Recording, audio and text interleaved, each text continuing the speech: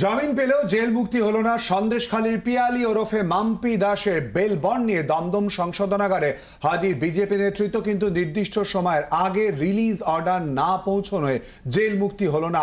ফলে রাতে দমদম সংশোধনাগারেই থাকতে হচ্ছে পিয়ালি ওরফে মাম্পি দাসকে। জানবো এই নিয়ে কথা বলে, সঙ্গে রয়েছে আমাদের প্রতিনিধি সৌমেন ভট্টাচার্য। সৌমেন, কি হয়েছিল, কি জানতে পারছো? সংশোধনাগার থেকে আজ কেন বেরোনো গেল না, এ ব্যাপারে কিছু তথ্য কি সামনে আসছে?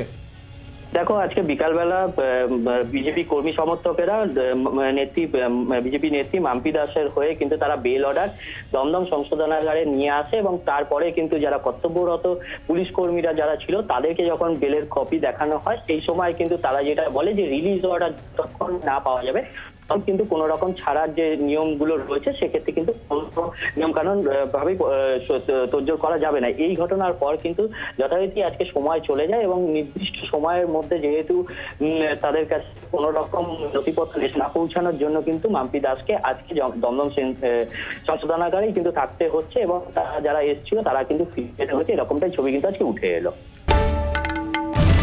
বাংলার আওয়াজ, বাঙালির আবেগ, জি 24 ঘন্টা।